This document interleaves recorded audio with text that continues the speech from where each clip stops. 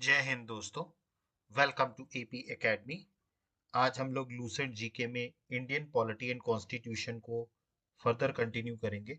आज हम उसका चैप्टर नंबर 1 पढ़ेंगे, evolution of Indian constitution. Bharat का जो संविधान बना, वो उसके पीछे की नींव क्या थी, मतलब उसका बैकग्राउंड क्या था, मतलब किन आधारों पर भारत का संविधान तैयार किया गया, आज हम उसको देखेंगे। देखिए, आज जो हमारा प्रेजेंट कॉन्स्टिट्यूशन है, ठीक है, ये कॉन्स्टिट्यूएंट असेंबली ने बनाया था। मैंने आपको कल भी बताया था कि कॉन्स्टिट्यूएंट असेंबली, ठीक है, इसने ये संविधान बनाया था। और ये कब बनाया गया था? इसको बनाया गया था, अडॉप्ट किया गया था 26 नवंबर 1949 को, ठीक। और लागू कब किया गया इसको? लागू किया गया था 26 जनवरी 1950 को। 26 जनवरी 1950 को हमारा संविधान पूरी तरीके से लागू हो गया।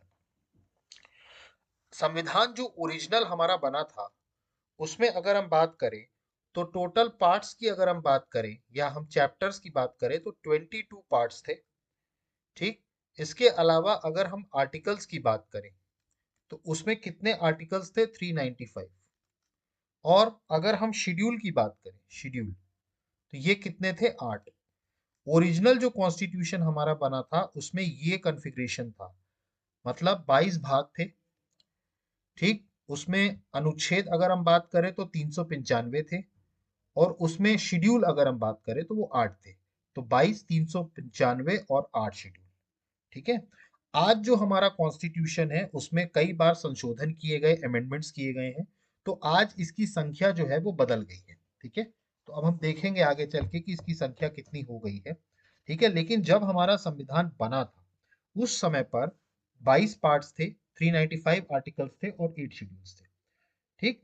हालांकि अगर हम बात करें तो हमारा संविधान को अगर आप देखें, ठीक है, तो उसमें प्राचीन भारत अगर हम बात करें तो उसके भी कुछ सिस्टम का रिफ्लेक्शन मिलता है। बट अगर हम सबसे ज्यादा, अगर हम रिफ्लेक्शन की बात करें तो सबसे ज्यादा हमारे संविधान में जो भी एडमिनिस्ट्रेटिव या लेजिस्लेटिव डेवलपमेंट हुए, मतलब जो प्रशासनिक या जो संसदीय जो प्रणाली, ये सब जो चीजें थी, ये जनरली जब ब्रिटिश काल था हमारे देश में, जब ब्रिटिशों का राज था, ठीक है, तो जब ब्रिटिश काल में जो चीजें हुई थी उस पे ज्यादा चीजों को फॉलो किया गया था। मतलब जो हमारा संविधान बना इससे पहले, देखिए, 15 अगस्त 1947 को हम लोग आजाद हुए, 15 अगस्त 1947 को, लेकिन उससे पहले हमारे देश में जाहिर सी बात है कौन राज कर रहा था? ब्रिटिश राज कर रहे थे, ब्रिटिश रूल चल रहा था, ठीक। और ब्रिटिश कैसे रूल कर रहे थे भारत में? तो ब्रिटिशर्स ने भी क्या किए थे उस टाइम पर? भारत पर रूल करने के लिए कुछ जो बेसिक लॉज है वो इंप्लीमेंट किए थे। मतलब एक तरीके से वो पूरा संविधान नहीं था, लेकिन वो क्या कर रहे थे कि कुछ कुछ चीजें बीच बीच में लागू कर रहे थे। जैसे आपने सुना होगा रेगुलेटिंग एक्ट 1773, या पिट्स इंडिया एक्ट, या गवर्नमेंट ऑफ इंडिया एक्ट 1858। मतलब ये कुछ एक्ट्स पास कर रहे थे, कुछ कानून बना रहे थे जिस आधार पर वो भारत पर राज कर रहे थे। तो हमारे संविधान में उसकी बहुत सारी छवि जो है वो हमारे संविधान में दी गई है। इसीलिए हमें अपना संविधान पढ़ने से पहले हमें यह जानना होगा कि अंग्रेजों ने उस टाइम पर जो एक्ट बनाए थे उनमें क्या क्या प्रोविजंस या क्या क्या पॉइंट्स थे, ठीक। मतलब जो अंग्रेजों ने शुरू किया था, ठीक। क्योंकि देखिए, अंग्रेज लगातार प्रशासन चलाने के लिए और जो यहाँ का लेजिस्लेटिव है उसमें रिफॉर्म्स लगातार कर रहे थे ताकि वो भारत को चला सके, ठीक है। लेकिन उस टाइम पर हमारी पार्लियामेंट एक्ट नहीं बना रही थी, हमारी पार्लियामेंट कानून नहीं बना रही थी। अंग्रेजों की जो पार्लियामेंट थी, ब्रिटिश की जो पार्लियामेंट थी, वो कानून हमारे लिए बना रही थी, ठीक है। तो हमें वो सारे रिफॉर्म्स देखने हैं जो उस टाइम पर हुए, जिसे अगर हम इसमें रिफॉर्म्स की बात करें तो रिफॉर्म्स को दो भाग में बांटा गया है। एक बिफोर 1857, मतलब 1857 से पहले क्या क्या रिफॉर्म्स किए गए, और दूसरा भाग है आफ्टर 1857। हम देखेंगे क्या क्या पॉइंट्स थे उसमें। तो बिफोर 1857 और आफ्टर 1857 क्या क्या चीजें हुई, ठीक। तो सबसे पहले हम देखेंगे व्हाट आर द एडमिनिस्ट्रेटिव और लेजिस्लेटिव रिफॉर्म्स। 1857 के पहले कौन कौन से रिफॉर्म्स हुए, उसके बाद हम देखेंगे 1857 के बाद के। तो जो सबसे पहला एक्ट भारत पर रूल करने से, वैसे तो अंग्रेज अगर हम बात करें तो भारत में 1600 ईस्वी में आए थे, ठीक है, मतलब 1600, ठीक है। लेकिन अंग्रेजों ने एक्चुअल जो राज करना शुरू किया, ठीक है, वो 1764 में, 1764 में अगर हम बात करें, 1764 में बक्सर का युद्ध हुआ था, बैटल ऑफ बक्सर। बक्सर के युद्ध के बाद से अंग्रेजों का कंट्रोल भारत पे बढ़ गया, ठीक है। हम हिस्ट्री में पढ़ेंगे बक्सर का युद्ध कब हुआ, प्लासी का युद्ध कब हुआ, ये सारी चीजें हम पढ़ेंगे हिस्ट्री में। बट एक्चुअल में जो रूलिंग शुरू करी गई वो 1764 से अंग्रेजों ने रूल करना शुरू किया। और इन्होंने सबसे पहला, उनकी पार्लियामेंट ने जो एक्ट पास किया वो किया रेगुलेटिंग एक्ट 1773। ये सबसे पहला एक्ट था, ठीक है। ये सबसे पहला एक्ट था जो अंग्रेज सरकार ने पास किया था। इस एक्ट में अगर हम बात करें तो इस एक्ट को बनाने के लिए जो कमिटी बनाई गई थी, मतलब इस एक्ट को बनाने के लिए कि इस एक्ट में क्या क्या प्रावधान होंगे, उस टाइम पर ब्रिटिश के जो प्राइम मिनिस्टर थे उनका नाम आपको याद रखना है, लॉर्ड नॉर्थ। ये नाम याद रखिएगा। मतलब उस टाइम पर अंग्रेजों के जो प्रधानमंत्री थे, प्राइम मिनिस्टर थे ब्रिटिशर्स के, वो कौन थे, लॉर्ड नॉर्थ, ठीक है। और ये वो उस कमिटी को हेड भी किया था जिस कमिटी की रिकमेंडेशन पर रेगुलेटिंग एक्ट बनाया गया, ठीक है। अब देखिए इसमें क्या किया गया। देखिए हमारे देश में जो 1600 में जो आया था अंग्रेजों की अगर हम बात करें, तो एक कंपनी आई थी, ईस्ट इंडिया कंपनी। तो बेसिकली हमारे देश पर जो राज शुरुआती, अगर हम 1857 के पहले बात करें, तो हमारे देश में अंग्रेजी गवर्नमेंट, ब्रिटिश गवर्नमेंट रूल नहीं करती थी, हमारे देश पर ईस्ट इंडिया कंपनी रूल करती थी। तो कंपनी रूल होता था, ठीक। तो 1773 के रेगुलेटिंग एक्ट में पहली बार ब्रिटिश ईस्ट इंडिया जो कंपनी थी उसको पहली बार ब्रिटिश पार्लियामेंट्री कंट्रोल के अंडर में लाया गया। मतलब इससे पहले क्या हो रहा था, 1773 के एक्ट से पहले यहां पर कंपनी अपने हिसाब से शासन चला रही थी।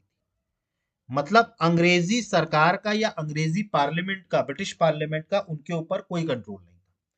सबसे पहली बार ब्रिटिश पार्लियामेंट का कंट्रोल ईस्ट इंडिया कंपनी के ऊपर आया रेगुलेटिंग एक्ट 1773 से, ठीक।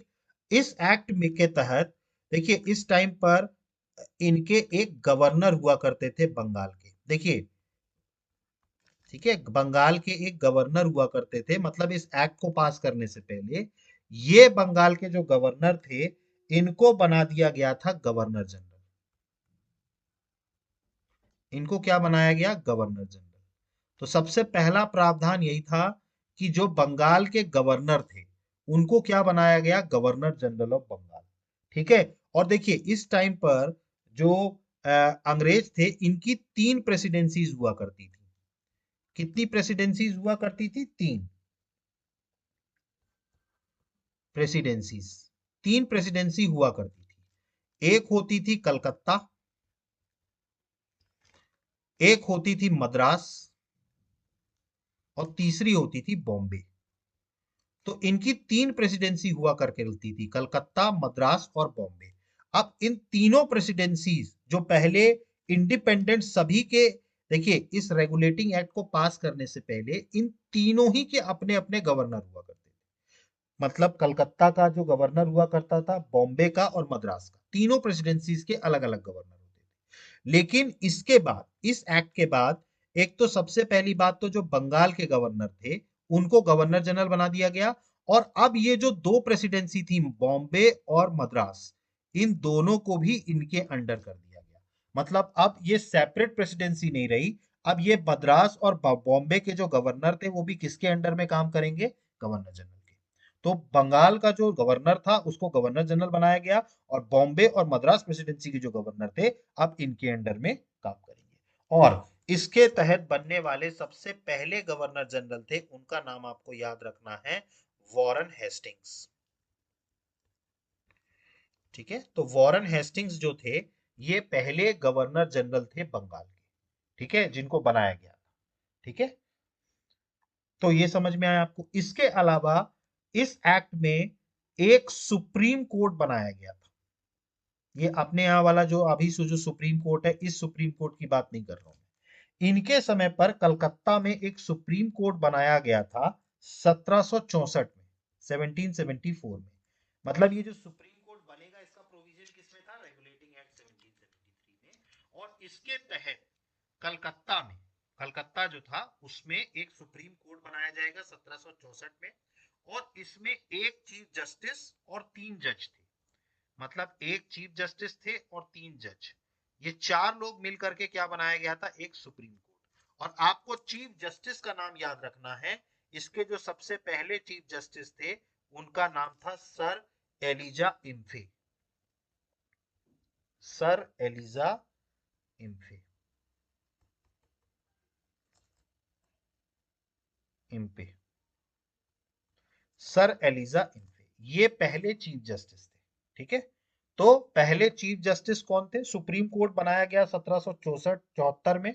और इसके पहले चीफ जस्टिस कौन थे? Sir Elijah Impey. ठीक है, और इसके अलावा 3 और जजेस थे। ठीक है, इनका नाम वैसे याद रखने की जरूरत नहीं है, लेकिन फिर भी आप नोट कर लें। एक थे चैम्बर्स, ठीक है, दूसरे थे लिमिस्टर, ठीक, और तीसरे जो थे वो थे हाइडे। ये 3 जज थे। तीसरे जो थे वो थे हाइडे। ये 3 जज थे, हाइडे, लिमिस्टर और चैम्बर्स। ये 3 जज हुआ करते थे, और इसके अलावा एक चीफ जस्टिस थे सर एलिजा इम्फे।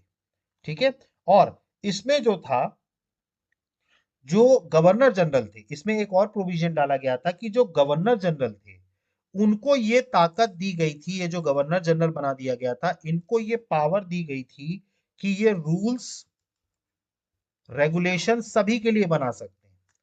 मतलब देखिए, इससे पहले 3 अलग अलग प्रेसिडेंसीज थी, तो वो लोग अपने अपने हिसाब से काम करते थे। लेकिन अब जब गवर्नर जनरल बन गए, तो कलकत्ता, मद्रास और बॉम्बे सभी के लिए रूल्स एंड रेगुलेशंस बनाने की पावर किसको दे दी गई?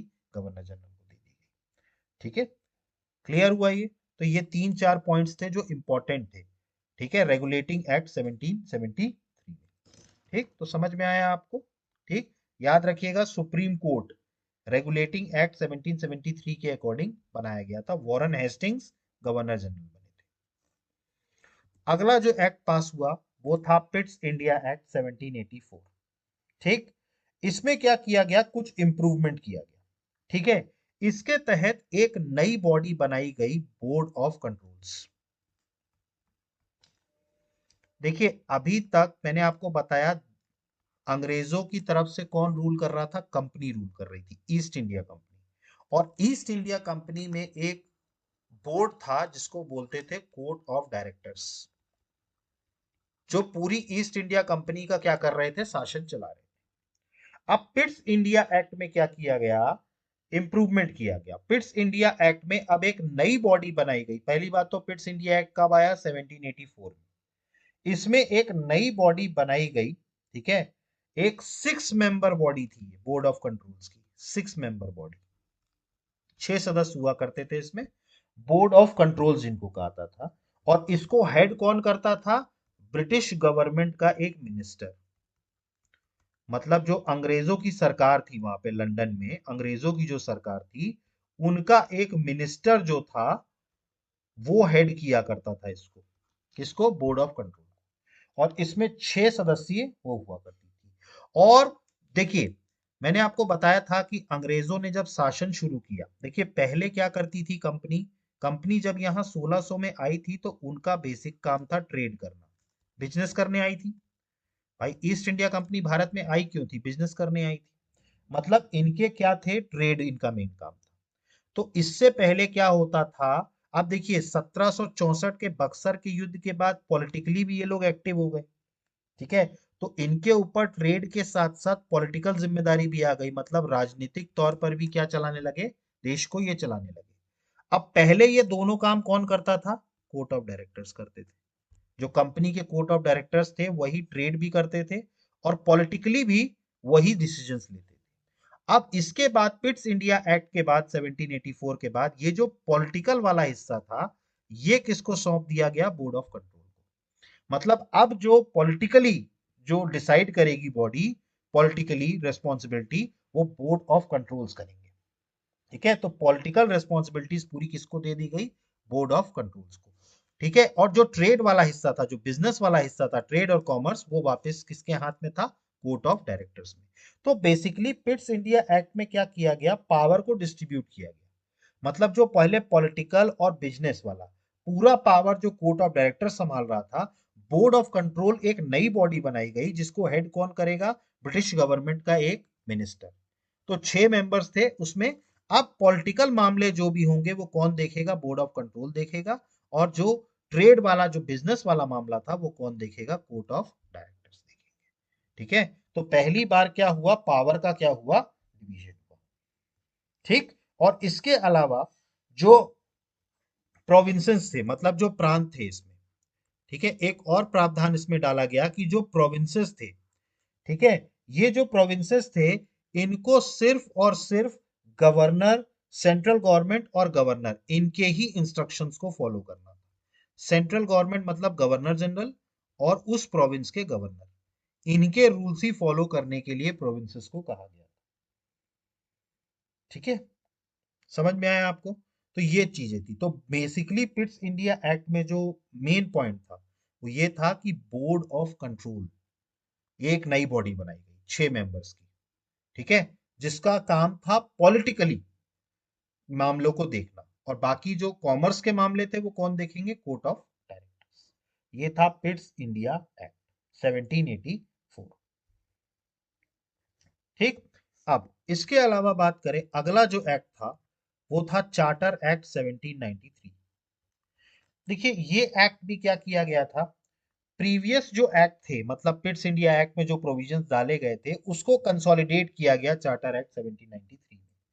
ठीक है, इस एक्ट के थ्रू अब जो मैंने आपको बताया था बोर्ड ऑफ कंट्रोल्स, बॉडी बनाई थी एक board of controls Pitt's India act के थ्रू, और मैंने आपको बताया था कि इसके 6 मेंबर हुआ करते थे। ठीक, तो इस एक्ट में अब ये तय हुआ कि ये जो 6 मेंबर्स थे, ठीक है, इनकी जो तनख्वाह आएगी, सैलरी जो आएगी, वो भारत के रेवेन्यू से जाएगी। मतलब भारत से जो रेवेन्यू आ रहा है, मतलब अंग्रेज सरकार इनको पैसे नहीं देगी, इनको तनख्वाह अंग्रेज सरकार। ये तय हुआ इस एक्ट के थ्रू कि जो इंडिया से जो रेवेन्यू ऑब्टेन होगा, मतलब भारत से जो जो रेवेन्यू जनरेट होगा, उसी से इन 6 मेंबर्स को सैलरी बांटी जाएगी। मतलब इनकी जो सैलरी आएगी अब वो किससे आएगी? इंडियन रेवेन्यू से आएगी, इन 6 मेंबर्स की। ये सबसे इंपॉर्टेंट पॉइंट। ठीक, क्लियर हुआ ये? तो बोर्ड ऑफ कंट्रोल्स, ये 6 मेंबर्स थे, और इनमें जो सैलरीज थी, ठीक है, वो इंडियन रेवेन्यू के हिसाब से जाएगी। ठीक, अब देखिए इसमें एक और प्रोविजंस था जो आपको याद रखना है। देखिए इस समय पर जो, देखिए मैंने आपको बताया था गवर्नर को गवर्नर जनरल बना दिया गया था। ठीक है, अब इस गवर्नर जनरल को असिस्ट करने के लिए 4 मेंबर्स की एक टीम बनाई गई थी। मतलब टोटल 5 मेंबर्स हुआ करते थे गवर्नर जनरल, और ये 4 मेंबर्स मिला करके ये पूरी टीम तय करती थी हर चीज। ठीक है, अब इसमें क्या होता था कि इससे पहले, इस एक्ट से पहले, इसमें कोई भी डिसीजन अगर लेना होता था तो वो मेजोरिटी से होता था। मतलब कि अगर 5 मेंबर्स हैं तो उसमें जो मेजोरिटी बोलेगी वो डिसीजन फाइनल होगा। लेकिन 1793 के एक्ट में गवर्नर जनरल को ओवर पावर दी गई इस मेजोरिटी की। मतलब अगर गवर्नर जनरल चाहें तो वो अपने हिसाब से चीजों को डिसाइड कर सकते हैं, डिस्पाइट ऑफ द फैक्ट कि मेजोरिटी उनके अगेंस्ट चली गई। भाई देखिए, मेजोरिटी इनके गवर्नर जनरल के अगेंस्ट भी जा सकती थी। भाई 3 मेंबर्स अगर यहाँ के बोल दे कि इस मैटर पर बोलना है, और बाकी बचा कौन? बाकी 2 ही मेंबर्स बचे, तो मेजोरिटी किसकी बात मानी जाएगी? मेजोरिटी की। तो अब इनको क्या कर दिया गया? गवर्नर जनरल को ओवर राइडिंग पावर दे दी। कौन सी पावर दे दी? Overriding power. Overriding power के तहत अब क्या होगा? गवर्नर जनरल अगर उनके अगेंस्ट में कोई डिसीजन जाता है तो वो उसको क्या कर सकते हैं? रेक्टिफाई कर सकते हैं, मतलब उस डिसीजन को चेंज कर सकते हैं। उनको ओवर राइडिंग पावर दी गई गवर्नर जनरल को। किस एक्ट के थ्रू दी गई? चार्टर एक्ट 1793 के थ्रू। ठीक है, तो 2 पॉइंट्स आपको याद रखने हैं। बोर्ड ऑफ कंट्रोल्स की जो सैलरी है वो इंडियन रेवेन्यू से जाएगी, और गवर्नर जनरल को ओवर राइडिंग पावर दी गई अपनी काउंसिल, उनकी जो काउंसिल थी उसमें ओवर राइडिंग। समझ में आया आपको? Charter act 1793। देखिए ये मैं आपको बिल्कुल लूसेंट जीके के ही पॉइंट्स बता रहा हूँ, इसमें मैं कोई अलग से पॉइंट्स नहीं जोड़ रहा हूँ, ना ही कोई माइनस कर रहा हूँ, जो लूसेंट जीके में दिया है मैं वही चीज आपको बता रहा हूँ। अगला जो एक्ट आया वो आया चार्टर एक्ट 1813, 1813। अब देखिए चार्टर एक्ट अगर हम बात करें, देखिए इससे पहले जो ईस्ट इंडिया कंपनी थी ना, मैंने आपको बताया ईस्ट इंडिया कंपनी जो थी 1600 में भारत आई थी, मैंने आपको बताया था। तो उस टाइम पर ये एक चार्टर लेकर के आई थी। क्या लेकर के आई थी? चार्टर। इसके तहत इनकी पूरी मोनोपोली थी। मोनोपोली का मतलब होता है एकाधिकार। जैसे मैंने अब पर्टिकुलर एरिया में दे दिया कि भाई यही कंपनी यहां बिजनेस करेगी और कोई बिजनेस नहीं करेगा, इसको बोलते हैं मोनोपोली। तो जब 1600 में ईस्ट इंडिया कंपनी भारत की तरफ आई, तो उसी टाइम पर अंग्रेज की क्वीन ने, जो वहां की क्वीन थी, उन्होंने एक चार्टर दे दिया इस कंपनी को कि भैया जो ईस्ट इंडीज है, ईस्ट इंडीज में आपको दिखाऊंगा साउथ मैप में, ज्योग्राफी में आपको दिखाऊंगा मैं। वैसे साउथ अफ्रीका का जो नीचे वाला पार्ट है उसको ईस्ट इंडीज कहते हैं। तो ईस्ट इंडीज से नॉर्थ की तरफ, मतलब उसके नॉर्थ, या मान लीजिए आप ईस्ट, ईस्ट इंडीज के ईस्ट की तरफ, अगर ईस्ट की तरफ की बात करें तो उस तरफ पर अंग्रेजों में कोई कंपनी अगर सिर्फ बिजनेस कर सकती है तो वो ईस्ट इंडिया कंपनी है। मतलब कंपनी को ये मोनोपोली मिली थी कि भारत में या भारत के आसपास कोई भी बिजनेस होगा अंग्रेजों में तो वो सिर्फ ईस्ट इंडिया कंपनी कर सकती है और कोई बिजनेस नहीं कर सकता। ठीक। तो एक तरीके से इनका एकाधिकार या मोनोपोली हुआ करती थी ईस्ट इंडिया कंपनी। सभी चीजों में कोई भी बिजनेस होगा वो बिजनेस सिर्फ ईस्ट इंडिया कंपनी करेगी। अब इसी मोनोपोली को खत्म किया गया चार्टर एक्ट 1813। अब क्या किया गया? सबसे पहला पॉइंट इसमें यही है, ईस्ट इंडिया कंपनी की मोनोपोली खत्म कर दी गई है। ठीक है, इनकी पूरी मोनोपोली जो थी, मतलब अभी तक जो ये यहाँ पे पूरा खुद ही अकेले बिजनेस पूरा संभाल रहे थे, इसको पूरी तरीके से ईस्ट इंडिया कंपनी की खत्म कर दिया गया। ठीक है, बस दो चीजों में इनकी मोनोपोली बच गई। एक था चाइना के साथ ट्रेड, ट्रेड विद चाइना, और दूसरा था टी, चाय। तो चाइना और टी, इन दोनों के बस मोनोपोली बच गई इनकी। बाकी इनके हर उस पे मोनोपोली इनकी हट गई। अब मतलब मोनोपोली हटने का मतलब अब ये है कि अंग्रेजों की अब कोई भी कंपनी इंडिया में आकर के बिजनेस कर सकती है। अब ऐसा नहीं है कि सिर्फ ईस्ट इंडिया कंपनी ही करेगी बिजनेस, जो चाहे वो बिजनेस कर सकता है। तो ईस्ट इंडिया कंपनी की मोनोपोली को क्या किया गया? खत्म किया गया। क्लियर हो गया ये? ठीक। और इसके अलावा यहां पर क्रिश्चियन मिशनरीज जो थी उनको भी अलाउ किया गया भारत आने के लिए। Christian missionaries, Christian missionaries are allowed to spread their religion in India. देखिए क्रिश्चियन मिशनरीज का बेसिकली काम ये होता था कि अपना जो क्रिश्चियन धर्म है, इनका धर्म क्या था? क्रिश्चियन।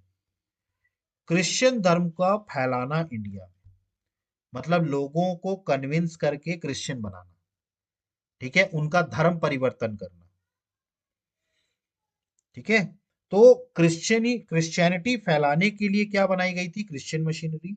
और अब क्रिश्चियन मशीनरी को भी अलाउ कर दिया गया था चार्टर एक्ट 1813 के तहत कि आप जाइए और क्रिश्चियनिटी को फैलाइए इंडिया में।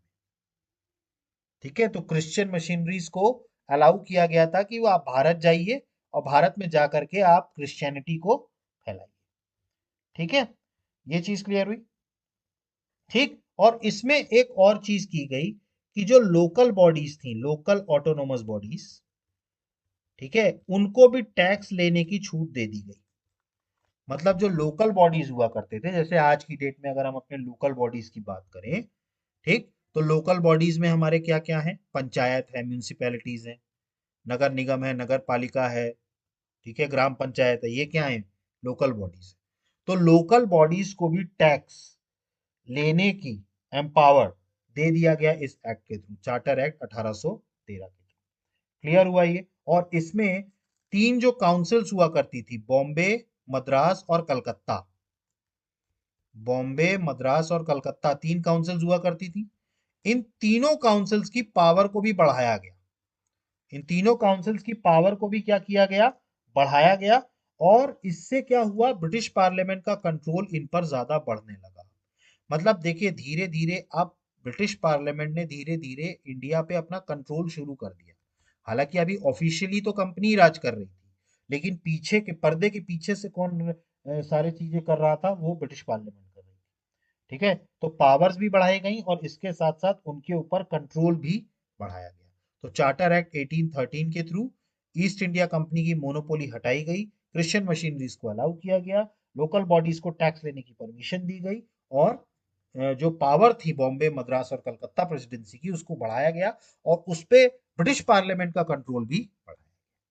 ठीक, तो चार्टर एक्ट 1813 में ये बात थी। अगला जो एक्ट था वो था चार्टर एक्ट 1833। ठीक, देखिए इस एक्ट के थ्रू जो सबसे पहला काम इन्होंने किया, इन्होंने एक लॉ कमीशन बनाया। इस एक्ट में आपको सबसे पहला पॉइंट ये याद रखना है कि इन्होंने एक लॉ कमीशन बनाया चार्टर एक्ट 1833 के थ्रू। ठीक है, और इसका जो पहला चेयरमैन बनाया, लॉ कमीशन का जो पहला चेयरमैन बनाया गया, वो बनाया गया लॉर्ड मैकॉले को। मैकॉले, लॉर्ड मैकॉले, इसको चेयरमैन बनाया गया। तो 1835 में पहला चेयरमैन बनाया गया किसको, लॉर्ड मैकॉले को। एक लॉ कमीशन बनाया गया। अब ये लॉ कमीशन क्यों बनाया गया था, ताकि भारत में कानून बनाया जा सके, इंडियन लॉज को कोडिफिकेशन करने के लिए। कोडिफिकेशन, देखिए आज जो हमारे देश में जो कानून बना है, हर कानून को कोडिफाई किया गया है। पहले आईपीसी हुआ करता था, इंडियन पीनल कोड, अब वो बीएनएस है। अब बीएनएस है ना, बीएनएस की धारा लगाई जाती है, पहले आईपीसी की धारा लगाई जाती है। तो इसी तरीके से भारत के कानून को कोडिफाई करने के लिए लॉ कमीशन बनाया गया। किस एक्ट के थ्रू, चार्टर एक्ट 1833 के थ्रू। इसके तहत जो सबसे पहले चेयरमैन बने इस कमीशन के, लॉ कमीशन के, वो कौन बने, लॉर्ड मैकॉले। तो ये सबसे इंपॉर्टेंट काम किया गया था चार्टर एक्ट 1833 में। ठीक है, इसके अलावा भारत में जो स्लेवरी सिस्टम था, गुलामी वाला सिस्टम, मतलब जो गुलाम वाली प्रथा थी, इसको इलीगल किया गया। मतलब जो गुलामी चला करती थी, गुलाम वाली प्रथा थी, इसको क्या कर दिया गया, अब इलीगल कर दिया गया। तो स्लेवरी सिस्टम को इलीगल किया गया। ठीक है, इस चार्टर एक्ट के थ्रू। हालांकि इसको लागू किया गया 1843 में। ठीक है, लेकिन चार्टर एक्ट में कब लाया गया, 1833 में, कि भारत में जो स्लेवरी सिस्टम है, जो गुलामी प्रथा है, उसको खत्म करना, इलीगल करना। ठीक है, ये चीज क्लियर हुई। ठीक, देखिए अब इसके अलावा अगर हम बात करें, तो गवर्नर जनरल और उनकी जो काउंसिल हुआ करती थी, मतलब देखिए जो गवर्नर जनरल थे और उनकी जो काउंसिल थी, इनको अब सारी पावर दे दी गई थी। मतलब कि पूरे देश में, पूरे इंडिया में, ठीक है, पूरे इंडिया में किसी भी भाग के लिए, ठीक है, ये काउंसिल किसी भी भाग में, मतलब देश को कैसे चलाना है, पूरे देश को, तो पूरे देश को पूरी तरीके से किसके हाथ में दे दिया गया, गवर्नर जनरल और उनकी काउंसिल। ठीक है, मतलब इंडिया के, पूरे इंडिया के जितने भी सब्जेक्ट थे, मतलब एक तरीके से पूरा देश चलाना, पूरा देश चलाना, ये किसको दे दिया गया, गवर्नर जनरल और उनकी काउंसिल को। लेकिन किसकी सलाह पर ये चलाएंगे, तो ये चलाएंगे बोर्ड ऑफ गवर्नर्स की सलाह, बोर्ड ऑफ कंट्रोल्स। देखिए board of controls, board of, मैंने बताया था ना, बोर्ड ऑफ कंट्रोल्स जो बनाया गया था, ठीक है, उसकी अप्रूवल पर ये पूरा देश चलाएंगे गवर्नर जनरल और उनकी काउंसिल। मतलब उनको बिल्कुल एक्सट्रीम पावर दे दी गई, गवर्नर जनरल्स को और उनकी काउंसिल को, कि वो पूरा देश चलाएंगे। ठीक है, इसके अलावा अगर हम बात करें, तो हर तरीके का, मतलब ये जो काउंसिल थी ना, इनको पूरा पावर दे दिया गया था। मतलब अब इस देश में, पूरे देश में अगर हम बात करें, तो इनको रेवेन्यू राइट्स, एडमिनिस्ट्रेशन, मतलब सब चीजें इनको दे दी गई थी, पॉलिटिकल रेवेन्यू। ठीक है, मतलब इस एक्ट के थ्रू अब पूरे देश का सिर्फ एक ही बजट बनेगा, सिंगल बजट। इसके थ्रू क्या बनाया गया कि पूरा सिंगल बजट बनेगा, मतलब पूरा रेवेन्यू राइट्स किसको दे दिया गया, इस काउंसिल को। ठीक है, और इसमें कौन बनाएगा ये बजट, गवर्नर जनरल बनाएंगे और उनकी काउंसिल। ठीक है, तो गवर्नर जनरल और उनकी काउंसिल को पूरी की पूरी पावर दे दी गई। ठीक है, अब इसमें क्या किया गया, इस एक्ट के थ्रू ईस्ट इंडिया कंपनी की पावर को और ज्यादा रिड्यूस किया गया। देखिए, अब पार्लियामेंट ने धीरे धीरे ईस्ट इंडिया कंपनी की पावर्स को कम करना शुरू कर दिया। ठीक है, अब क्या करने लगे ईस्ट इंडिया कंपनी को, उनका एडमिनिस्ट्रेटिव और पॉलिटिकल एंटिटी वो भी कम करने लगे। और बहुत सारे मिनिस्टर्स जो थे, मतलब ब्रिटिश पार्लियामेंट के जो मिनिस्टर्स थे, उनको किसका मेंबर बनाया जाने लगा, बोर्ड ऑफ कंट्रोल का। देखिए, सब कुछ किसके हाथ में था, बोर्ड ऑफ कंट्रोल के हाथ में। गवर्नर जनरल काउंसिल को दिया तो था सारी पावर, लेकिन वो किससे रिकमेंडेशन ले रही थी, बोर्ड ऑफ कंट्रोल से। तो बहुत सारे पार्लियामेंट के जो मिनिस्टर्स थे, ठीक है, उनको बोर्ड ऑफ कंट्रोल्स का एक्स ऑफिशियो मेंबर बनाया जा रहा था। मतलब एक तरीके से कहा जाए तो पार्लियामेंट पूरी तरीके से अपना कंट्रोल कर रही थी देश के ऊपर। पेपर पे नहीं, पेपर पे आज भी कंपनी रूल कर रही थी, लेकिन कंपनी के लोगों को धीरे धीरे क्या कर दिया गया था, कम कर दिया गया था। ठीक है, और पहली बार गवर्नर जनरल की गवर्नमेंट को गवर्नमेंट ऑफ इंडिया कहा गया। ठीक है, पहली बार जो, अभी तक देखिए गवर्नर जनरल को पूरी पावर नहीं दी गई थी, इस एक्ट के थ्रू गवर्नर जनरल को पूरी पावर दे दी गई।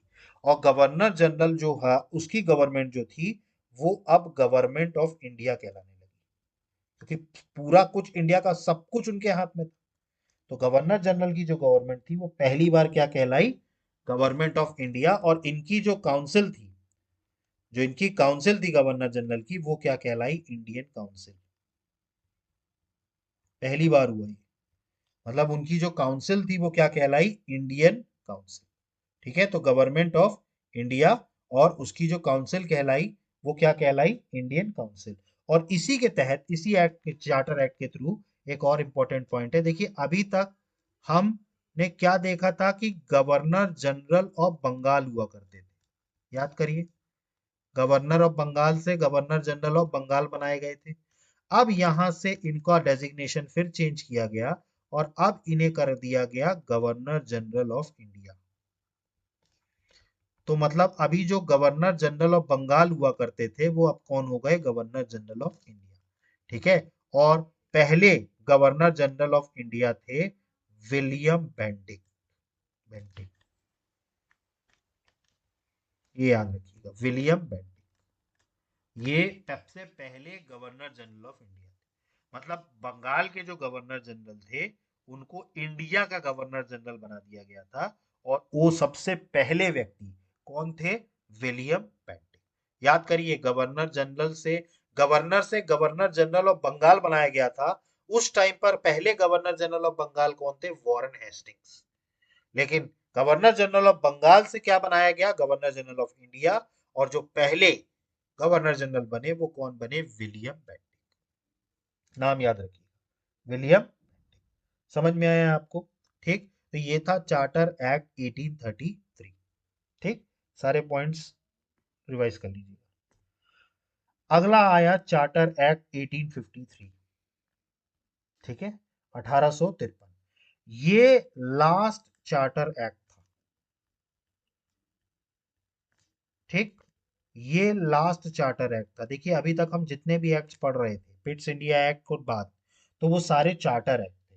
1793 हो, 1813 हो, 1833 हो, ये सीरीज का लास्ट चार्टर एक्ट था 1853।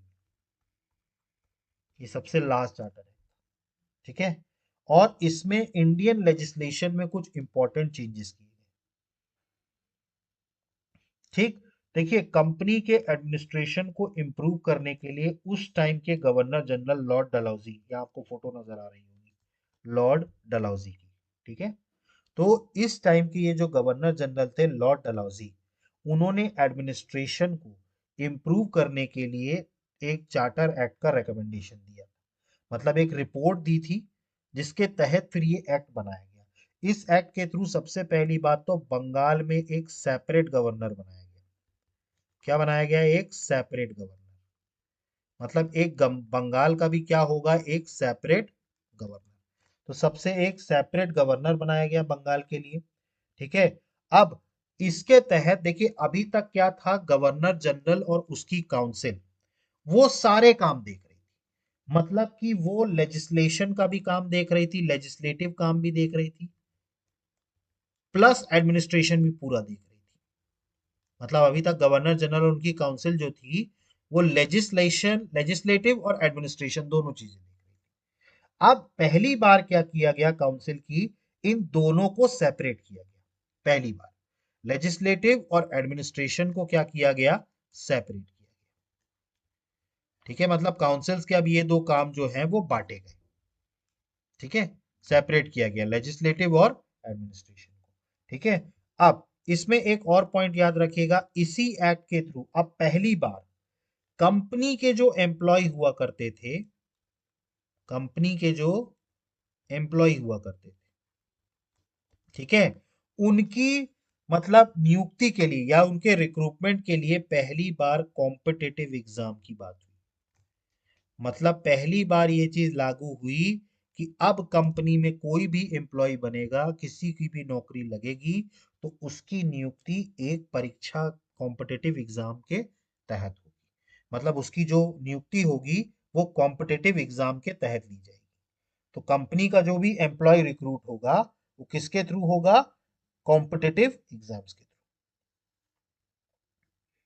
ठीक है। और इसमें एक और एक्ट में एक और पॉइंट डाला गया कि अब जो ईस्ट इंडिया कंपनी है, ब्रिटिश पार्लियामेंट जो है, वो अब इसके बाद जब चाहेगी तब ईस्ट इंडिया कंपनी का शासन खत्म कर देगी एट एनी टाइम। मतलब इसमें यह प्रावधान डाला गया कि जो ब्रिटिश पार्लियामेंट है, मैंने आपको बताया था ब्रिटिश पार्लियामेंट जो थी वो ईस्ट इंडिया कंपनी को क्या कर रही थी? धीरे धीरे उसकी पावर को कम कर रही थी। अब इस एक्ट के थ्रू ब्रिटिश पार्लियामेंट ने यह तय किया कि अब वो कभी भी कंपनी की जो गवर्नेंस है इंडिया की, उसको कभी भी खत्म कर सकती है एट एनी टाइम। मैंने अभी तब भी आपको बताया था, पीछे से, पर्दे के पीछे से अंग्रेज सरकारी चला रही थी, बस मुखौटा बना था कंपनी, ईस्ट इंडिया कंपनी। लेकिन अब इन्होंने इस एक्ट में दे दिया कि कभी भी वो चाहें तो ईस्ट इंडिया कंपनी को खत्म कर सकते हैं, मतलब उनके शासन को खत्म कर सकते हैं। और इन्होंने अगले एक्ट में वही किया। अब ईस्ट इंडिया कंपनी का शासन खत्म होता है और अब ब्रिटिश पार्लियामेंट डायरेक्टली रूल करेगी भारत के ऊपर। तो अभी तक हमने जितने भी एक्ट्स पढ़े वो 1857 के पहले थे, जितने भी एक्ट्स हमने पढ़े। और 1857 में आप जानते हैं, थोड़ा बहुत भी अगर आप जानते हो, 1857 में क्या हुआ था? विद्रोह हुआ था, रिवॉल्ट हुआ था, जिसने अंग्रेज सरकार को अंदर तक हिला के रख दिया। हालांकि उन्होंने रिवॉल्ट को दबा दिया था, पूरा रिवॉल्ट दबा दिया था, लेकिन उनको उस टाइम पर बहुत बड़ा झटका लगा था और ब्रिटिश पार्लियामेंट को अब ये लग गया था कि अब कंपनी के बस की नहीं है कि वो भारत में अब राज कर सके। तो उन्होंने कंपनी से राज छीना और अपने हाथ में ले लिया। और इसके तहत 1857 के रिवॉल्ट, 1857 की क्रांति के बाद उन्होंने एक एक्ट पास किया 1858 में, गवर्नमेंट ऑफ इंडिया एक्ट 1858, जो 1857 के बाद का सबसे पहला है। ठीक है, तो अभी तक बिफोर 1857 चल रहा था, अब आएगा 1857 के बाद। जो पहला एक्ट आया वो आया गवर्नमेंट ऑफ इंडिया एक्ट 1858। इस एक्ट के तहत सबसे पहला पॉइंट तो यही था कि ईस्ट इंडिया कंपनी के शासन को खत्म कर दिया गया। क्यों? 1857 की क्रांति के चलते उनको ये लग गया कि भाई अब कंपनी के बस की नहीं है देश को चलाना। तो अब उन्होंने पूरा शासन किसके हाथ में दे दिया? ब्रिटिश क्राउन के। तो सबसे पहला इंपॉर्टेंट पॉइंट यही था कि जो ब्रिटिश क्राउन था उनके हाथ में अब पूरी सत्ता, पार्लियामेंट के हाथ में। अब वो डायरेक्टली भारत पे रूल करेंगे, अब कोई कंपनी बीच में नहीं होगी। ठीक। तो ब्रिटिश क्राउन जो था, ठीक है, उसको जिम्मेदारी दे दी गई। ठीक है। और ठीक है। तो और ये कब हुआ, ये 1857 की क्रांति के बाद। ठीक है। जिसको अंग्रेजों में अगर हम बात करें तो देखिए 1857 की क्रांति के बारे में हम पढ़ेंगे हिस्ट्री में। ठीक है, तो आप निश्चिंत रहिए, 1857 रिवॉल्ट हम पूरा पढ़ेंगे। देखिए उस टाइम पर जो ब्रिटिशर्स थे, उन्होंने इसको स्पॉय सेपॉय म्यूटिनी का नाम दिया था। मतलब कि सैनिकों का विद्रोह। सेपॉय म्यूटिनी का मतलब होता है सैनिकों का विद्रोह, इसको नाम दिया गया था। लेकिन जो भारतीय थे, उन्होंने इसको नाम दिया था फर्स्ट वॉर ऑफ इंडिपेंडेंस, आजादी की पहली लड़ाई। ठीक है, ये किन्होंने कहा था, भारतीयों ने कहा था, और भारतीयों में भी स्पेशली अगर हम बात करें तो सावरकर जी ने बोला था, वी डी सावरकर। इन्होंने इसको नाम दिया था, इस रिवॉल्ट को, फर्स्ट वॉर ऑफ इंडिपेंडेंस। ठीक है, first war of independence, V D Savarkar. और अंग्रेजों ने क्या बोला था इसको, सिर्फ एक जो सैनिक थे उनका विद्रोह बोला था, सेपॉय। क्लियर है। ठीक, तो अब किसके हाथ में सत्ता आ गई, ब्रिटिश क्राउन के। ठीक। अब पहली बार मैंने आपको बताया ब्रिटिश गवर्नमेंट डायरेक्ट रूल करना शुरू करेगा इस एक्ट के थ्रू, ब्रिटिश गवर्नमेंट। ठीक है। अब पूरी तरीके से एब्सोल्यूट ब्रिटिश इंपीरियल कंट्रोल होगा। ठीक है, क्लियर। अब इसके बाद अगर हम बात करें तो एक नई पोस्ट बनाई गई। देखिए अभी तक जो चल रहा था वो board of control, court of directors, ये चल रहा था। अब इन दोनों को अबॉलिश कर दिया गया। मतलब जो डुअल जो हुआ था, बोर्ड ऑफ कंट्रोल पॉलिटिकल देखेंगे, और जो कॉमर्स या ट्रेड जो देखेंगे वो कोर्ट ऑफ डायरेक्टर्स देखेंगे। अब इन दोनों बॉडीज को समाप्त कर दिया गया और एक नई बॉडी बनाई गई। ठीक। अब एक नई बॉडी बनाई गई, secretary of state for India. Secretary of state for India. देखिए इंडिया का एक नई पोस्ट बनाई गई, सेक्रेटरी ऑफ स्टेट। ठीक है। और इस सेक्रेटरी ऑफ स्टेट को असिस्ट करने के लिए एक काउंसिल बनाई गई, जिसमें कितने मेंबर्स थे, 15 मेंबर्स। 15 सदस्यों की एक काउंसिल बनाई गई जो सेक्रेटरी ऑफ स्टेट को असिस्ट करेंगे। ठीक है। और इसको अब कहा जाने लगा काउंसिल ऑफ इंडिया। ठीक है, इसको क्या कहा जाने लगा, काउंसिल ऑफ इंडिया। ठीक है, मतलब बोर्ड ऑफ कंट्रोल्स और कोर्ट ऑफ डायरेक्टर्स इनको खत्म कर दिया गया। Secretary of state for India, ठीक है, ये पोजीशन बनाई गई। इसको असिस्ट करने के लिए कितने मेंबर्स होंगे, 15 मेंबर्स होंगे, और इन्हीं को क्या कहा जाएगा, काउंसिल ऑफ इंडिया। ठीक है। और सेक्रेटरी ऑफ स्टेट जो थे, ये ब्रिटिश गवर्नमेंट का एक मिनिस्टर होगा। मतलब he is a minister of British government. मतलब ब्रिटिश जो सरकार रहेगी, उसी का एक मंत्री को सेक्रेटरी ऑफ स्टेट बनाया जाएगा फॉर इंडिया। और इसको असिस्ट करने के लिए कितने मेंबर्स होंगे, 15 मेंबर्स। ठीक।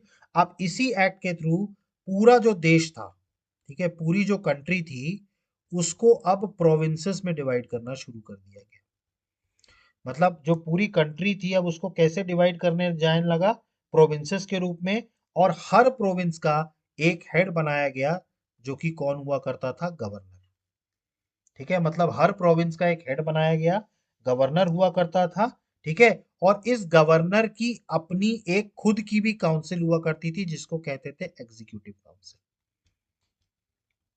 मतलब अब पहले तो देखिए, पहले क्या था, पूरी तरीके से सेंट्रलाइज कर दिया गया था सब कुछ, गवर्नर जनरल और उनकी काउंसिल के हाथ में था। लेकिन 1857 की क्रांति के बाद सरकार को ये समझ में आ गया, अंग्रेज सरकार को, कि भाई हमें डिसेंट्रलाइज करना पड़ेगा पावर को, थोड़ा पावर डिस्ट्रीब्यूट हमें करनी पड़ेगी, तो कंट्री को, ताकि देश में एडमिनिस्ट्रेशन आराम से चलाया जा सके। देखिए आज भी अगर हम बात करें, मैंने आपको बताया आज भी हमारे देश में कितने राज्य हैं, 28 राज्य, 8 यूनियन टेरिटरीज है। क्यों बनाया गया है, एडमिनिस्ट्रेटिव कन्वीनियंस के लिए, ताकि एडमिनिस्ट्रेशन अच्छे से चल सके। हर जगह सिर्फ सेंट्रल गवर्नमेंट नहीं चला सकती सारी चीजों को, तो एडमिनिस्ट्रेशन अच्छे से चल सके, इसलिए किया गया। तो यहाँ पर कंट्री को किस में तब्दील किया गया, प्रोविंसेस में। और उन प्रोविंसेस का एक हेड बनाया गया, गवर्नर को, और इनकी भी अपनी एक एग्जीक्यूटिव काउंसिल हुआ करती थी। ठीक है। अब इनकी भी जो गवर्नमेंट थी, ठीक है, वो भले ही गवर्नमेंट बना दी गई थी, लेकिन उसको भी जो काम करना था वो गवर्नर जनरल के ही अंडर काम करना था। ठीक है। देखिए, इसके बाद इन्होंने एक और इस एक्ट के थ्रू एक और नई पोस्ट बनाई, ठीक है, जो अभी तक गवर्नर जनरल ऑफ इंडिया हुआ करता था। मैंने आपको बताया था विलियम बेंटिक बने थे चार्टर एक्ट 1833 के थ्रू। इनको अब डेजिग्नेशन दे दिया गया वॉइस रॉय ऑफ इंडिया। मतलब अब भारत में क्या होंगे, वॉइस रॉय होंगे। हालांकि गवर्नर जनरल की भी पोस्ट थी, लेकिन एडिशनल एक पोस्ट बना दी गई थी जिसको, और उसी व्यक्ति को क्या बना दिया गया, वॉइस रॉय बना दिया गया। और जो सबसे पहले वॉइस रॉय थे वो थे लॉर्ड कैनिंग। ये नाम याद रखिएगा। देखिए, वॉरेन हेस्टिंग्स, ठीक है, विलियम बेंटिक, लॉर्ड कैनिंग, ये नाम याद रखने हैं आपको, क्योंकि ये बहुत इंपॉर्टेंट नाम है। पहले वॉइस रॉय कौन बने इंडिया के, लॉर्ड कैनिंग। याद रखिएगा, ये गवर्नर जनरल भी थे और ये वॉइस रॉय भी थे, दोनों पोस्टें थी। ठीक है, बस नया डेजिग्नेशन दे दिया गया। तो इसी गवर्नर जनरल, ठीक है, पूरी जो पावर थी वो इस वॉइस रॉय के और इनकी काउंसिल के अंडर में थी। और इनकी काउंसिल को ऑपरेट कौन कर रहा था, सेक्रेटरी ऑफ स्टेट। मतलब इनकी जो वॉइस रॉय और उनकी जो काउंसिल थी, ठीक है, उसको पूरी जो अथॉरिटी तो दी गई थी, लेकिन रेस्पॉन्सिबिलिटी किसके ऊपर थी, सेक्रेटरी ऑफ स्टेट के ऊपर। मतलब ये किसके ऑर्डर्स, किसके ऑर्डर्स लेंगे, secretary of state. Secretary of state इनको चलाएगा। क्लियर। तो ये पूरा था, तो पूरी अथॉरिटी दे दी गई थी। ठीक है, तो मतलब अल्टीमेटली, और ये जो सेक्रेटरी ऑफ स्टेट था, ठीक है, ये किसके प्रति जवाबदेह था, ब्रिटिश पार्लियामेंट के। मतलब कुछ नहीं, ब्रिटिश पार्लियामेंट जो थी, उन्होंने एक बॉडी बनाई, सेक्रेटरी ऑफ स्टेट। अब ये secretary of state body voice Roy, governor general या वॉइस रॉय के थ्रू देश चलाएगी, वॉइस रॉय और उनकी काउंसिल के थ्रू। क्लियर है। तो ये था गवर्नमेंट ऑफ इंडिया एक्ट 1858। इसमें और भी पॉइंट्स हैं, लेकिन लूसेंट्स में इतने ही पॉइंट्स दिए हुए हैं। ठीक है, और मैं स्ट्रिक्टली इस बात को बता दूं कि मैं जो भी यहाँ कवर करा रहा हूँ वो लूसेंट्स के हिसाब से करा रहा हूँ। तो लूसेंट में जितने पॉइंट्स दिए हैं मैं उतने ही पॉइंट्स बताऊंगा यहाँ पे, कोई एडिशनल पॉइंट नहीं बताऊंगा। क्लियर। अगला बात करें, अगला जो एक्ट हुआ करता था वो था Indian council act 1861। Indian council act 1861, ये एक बहुत इंपॉर्टेंट एक्ट था। मतलब एक तरीके से कॉन्स्टिट्यूशन का लैंडमार्क माना जाता था। ठीक है, ठीक। देखिए, इस एक्ट के थ्रू क्या किया गया था कि जो पावर थी क्राउन की, वो कौन संभाल रहा था, secretary of state for India, और उनकी एक 15 मेंबर्स की काउंसिल। ठीक है। अब ये सेक्रेटरी ऑफ स्टेट जो ब्रिटिश पार्लियामेंट के लिए रिस्पॉन्सिबल था, वो इंडिया को किससे गवर्न कर रहा था, गवर्नर जनरल को। ठीक है। अब देखिए इस एक्ट के, देखिए इस एक्ट को कॉन्स्टिट्यूशनली लैंडमार्क क्यों बोला जाता है, क्योंकि पहली बार, मतलब अभी तक के जितने भी एक्ट्स थे उसमें पहली बार भारत के लोगों को भी रिप्रेजेंटेशन मिलने वाला था काउंसिल में। मतलब इंडियन पीपल्स को भी इनके जो लेजिस्लेटिव काउंसिल है उसका मेंबर बनाया जाना था। गवर्नर जनरल की जो लेजिस्लेटिव काउंसिल है उसमें इंडियंस को भी शामिल किया गया पहली बार। तो ये इस एक्ट के थ्रू, देखिए उनको समझ में आ गया था कि 1857 के रिवॉल्ट के बाद ब्रिटिश गवर्नमेंट को ये चीज समझ में आ गई थी कि भाई साहब, इंडिया में राज करना है तो इंडियंस को साथ में लेके करना पड़ेगा। हम इंडियंस को पूरी तरीके से अलग नहीं कर सकते। तो पहली बार इंडिया के लोगों को, ठीक है, इंडियन लेजिस्लेटिव काउंसिल में मेंबर्स बनाना शुरू किया गया। ठीक है, तो क्लियर हो रहा है, ये तो पहली बार ये हो रहा है। तो गवर्नर जनरल ने अपनी लेजिस्लेटिव काउंसिल में इंडियंस को भी नॉमिनेट करना शुरू कर दिया था इस एक्ट के। क्लियर। ठीक। और इसी एक्ट के थ्रू अब क्या किया गया, देखिए पहले जो एडमिनिस्ट्रेशन था और लेजिस्लेशन था, ये सब कौन देख रहा था, ये सब गवर्नर जनरल देख रहे थे। मतलब एडमिनिस्ट्रेशन मतलब कानून बनाना, ठीक है, और उसको प्रशासन चलाना, ये सब देख रहे थे। अब इन्होंने क्या कर दिया गया, जो एक लेजिस्लेटिव काउंसिल बनाई जिसका इंडियंस को भी मेंबर्स बनाया गया।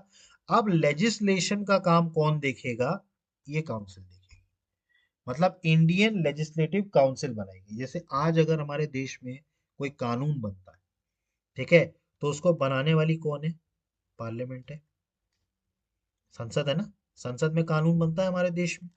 तो उस टाइम पर जो लेजिस्लेशन था, ठीक है, अब वो लेजिस्लेशन कौन करेगा? Legislative council. क्लियर है? ठीक है, तो लेजिस्लेटिव काउंसिल, ठीक है, ये हुआ। ठीक है, तो बेसिकली इसमें किया क्या गया इस एक्ट के थ्रू? इस एक्ट के थ्रू पावर को डिसेंट्रलाइज किया गया। ठीक है, डिसेंट्रलाइज दी पावर। ठीक है, तो पावर जो थी गवर्नर जनरल की, उसको क्या कर दिया गया? डिसेंट्रलाइज किया गया।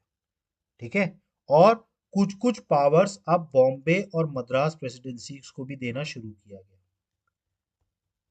ठीक है, धीरे धीरे अब क्या कर रहे हैं? वो डिसेंट्रलाइज कर रहे हैं। देखिए, पहले एकदम एक्सट्रीम सेंट्रलाइज कर दिया गया था सारे सिस्टम को। अब क्या करना शुरू कर दिया गया? धीरे धीरे डिसेंट्रलाइज करना शुरू कर दिया गया। क्लियर है? तो ये था इंडियन काउंसिल एक्ट 1861। ठीक है, लेजिस्लेटिव काउंसिल में पहली बार इंडियंस को भी शामिल करना शुरू किया गया। क्लियर है ये? ठीक। अगला जो एक्ट था वो था इंडियन काउंसिल एक्ट 1892। ये कोई बहुत बड़ा एक्ट नहीं था। इसमें बस और ऑफिशियल मेंबर्स, मतलब कुछ और, देखिए मैंने आपको बताया था कि अब मेंबर्स इंडियंस को भी स्टार्ट करना शुरू कर दिया गया था लेजिस्लेटिव काउंसिल में।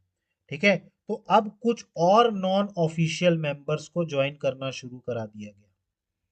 सम मोर नॉन ऑफिशियल मेंबर्स को ज्वाइन कराया गया। कहाँ? Indian legislative council. Indian legislative council. तो कुछ और मेंबर्स को शामिल किया गया इंडियन लेजिस्लेटिव काउंसिल में। और इनको नॉमिनेट अब कौन करेगा? मतलब ये जो नॉन ऑफिशियल मेंबर्स थे, इनको इंडियन लेजिस्लेटिव काउंसिल के लिए नॉमिनेट करने वाले जो थे, वो थे बंगाल चैम्बर ऑफ कॉमर्स। ठीक है, तो इंडियन लेजिस्लेटिव काउंसिल में जो नॉन परमानेंट मेंबर्स थे, उनको अब नॉमिनेट कौन करेगा? Bengal chamber of commerce. अब देखिए, मैंने आपको बताया था कि प्रोविंसेस में भी लेजिस्लेटिव काउंसिल बनाई गई थी, प्रोविंशियल लेजिस्लेटिव काउंसिल। देखिए, प्रोविंसेस में भी काउंसिल थी, इंडियन की तो थी। मतलब आप मान सकते हो आज की डेट में इंडियन लेजिस्लेटिव काउंसिल उस टाइम की आज की पार्लियामेंट है। और अगर हम बात करें प्रोविंशियल लेजिस्लेटिव काउंसिल की, तो वो आज की विधानसभा जो है, वैसे। तो प्रोविंशियल लेजिस्लेटिव काउंसिल भी हुआ करती थी। उसमें भी कुछ नॉन ऑफिशियल मेंबर्स को नॉमिनेट किया गया। लेकिन इनको नॉमिनेट करने की जिम्मेदारी किसकी हुआ करती थी? लोकल बॉडीज की। प्रोविंशियल लेजिस्लेटिव काउंसिल में जो नॉमिनेटेड मेंबर्स थे, उनको लोकल बॉडीज के द्वारा किया जाता था। जैसे यूनिवर्सिटीज हो गई, यूनिवर्सिटीज नॉमिनेट करेंगी। या आप बात करो डिस्ट्रिक्ट बोर्ड्स, ठीक, या म्यूनिसिपैलिटीज, ये नॉमिनेट करेंगे। म्यूनिसिपैलिटीज ये नॉमिनेट करेंगे। तो यूनिवर्सिटीज, डिस्ट्रिक्ट बोर्ड्स या म्यूनिसिपैलिटीज या जमींदार, ये लोकल बॉडीज में जो हैं, ये तय करेंगी कि कौन प्रोविंशियल लेजिस्लेटिव काउंसिल में नॉन ऑफिशियल मेंबर होगा। तो इंडिया में कुछ और नॉन ऑफिशियल मेंबर्स बढ़ाए गए। क्लियर? और इसके अलावा अब काउंसिल को ये पावर दी गई, काउंसिल जो थी, अब उसको ये पावर दी गई कि अब वो बजट के ऊपर डिस्कशन कर सकता है।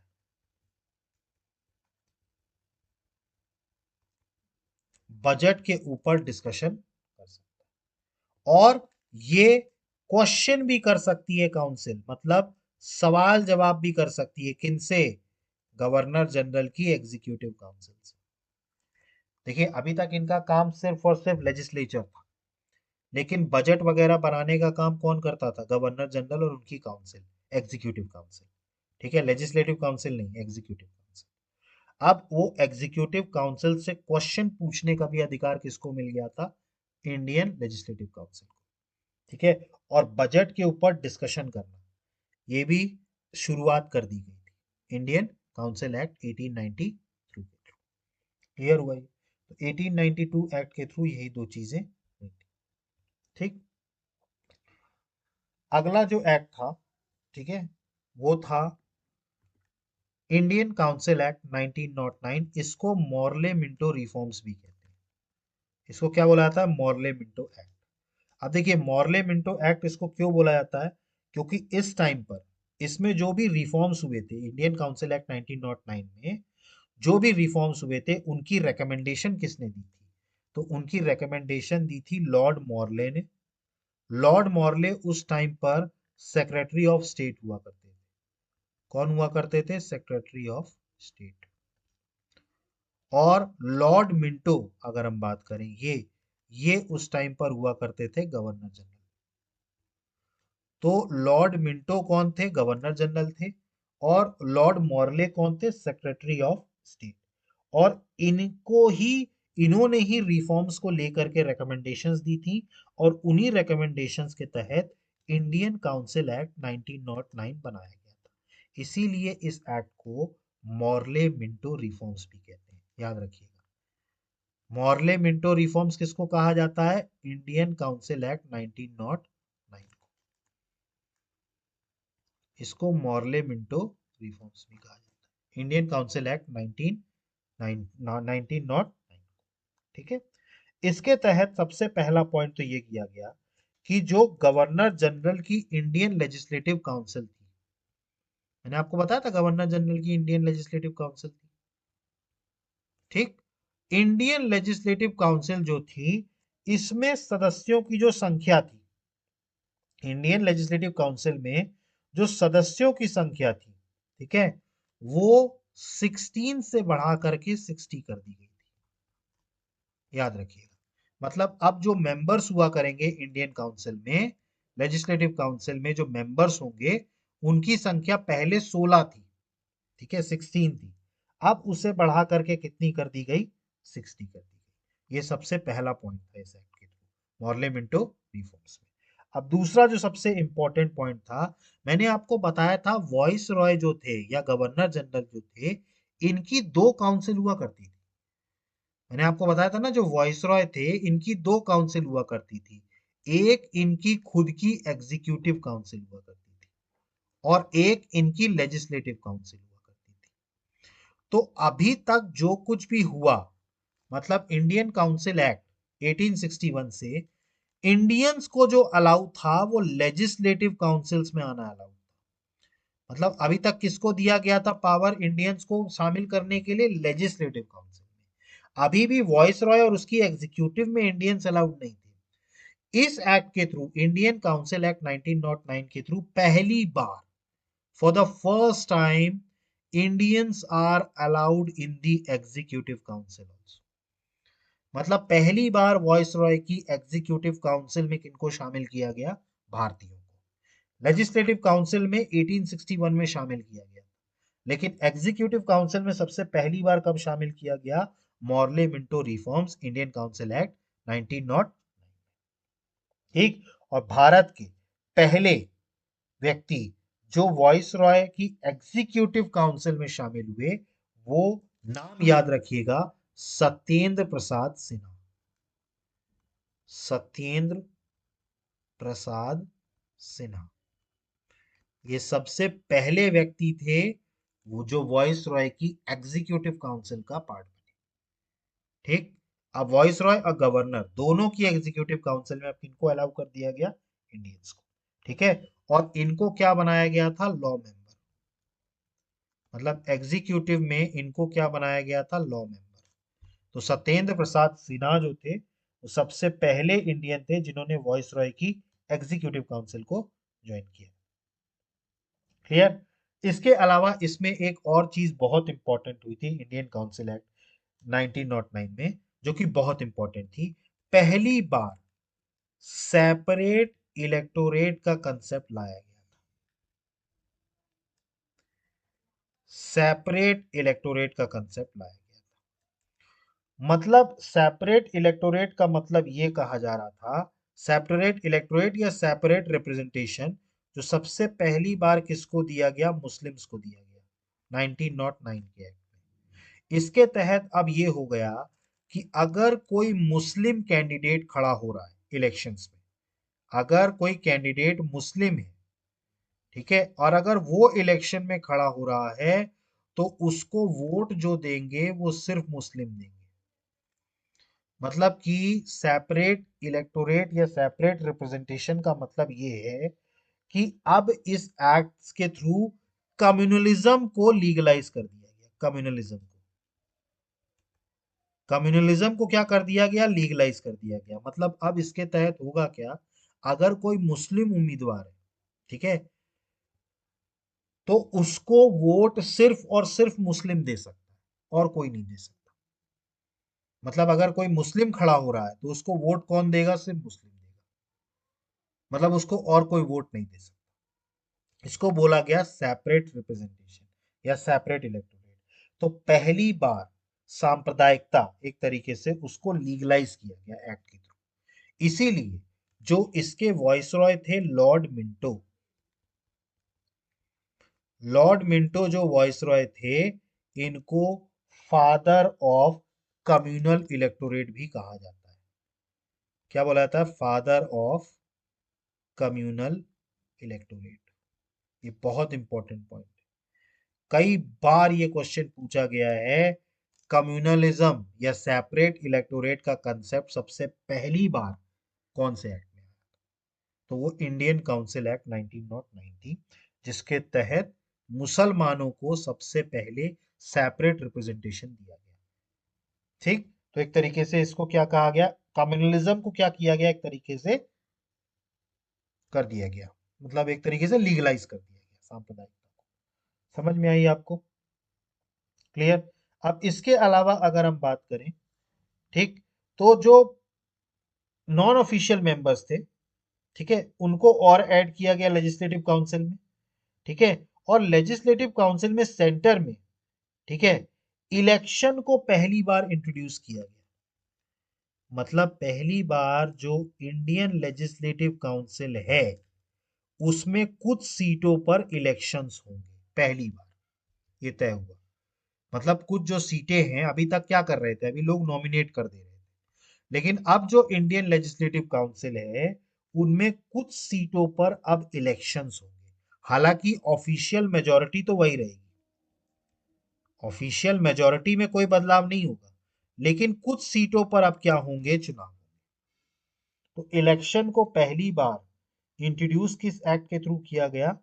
इंडियन काउंसिल एक्ट 1909 के थ्रू, जिसके तहत कुछ सीटों पर इलेक्शंस होंगे, सारी नहीं, कुछ सीटों पर इलेक्शंस होंगे। क्लियर? अब इसके तहत इस एक्ट के थ्रू एक और चीज की गई कि जो लेजिस्लेटिव काउंसिल थी,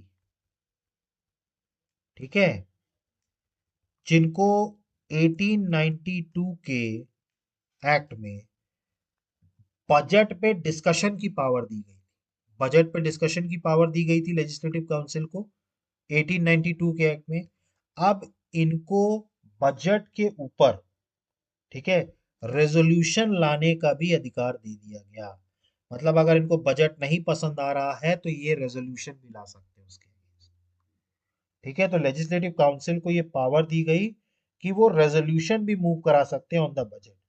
और किसी भी पब्लिक इंटरेस्ट के मैटर पर अब जो इंडियन काउंसिल है, ठीक है, वो रेजोल्यूशन ला सकती है। कोई भी पब्लिक मैटर हो, पब्लिक मैटर मतलब अब कोई भी पब्लिक से रिलेटेड मैटर होगा तो उसके ऊपर रेजोल्यूशन लाने का अधिकार किनको मिल गया? लेजिस्लेटिव काउंसिल को। ठीक है। पब्लिक मैटर पे।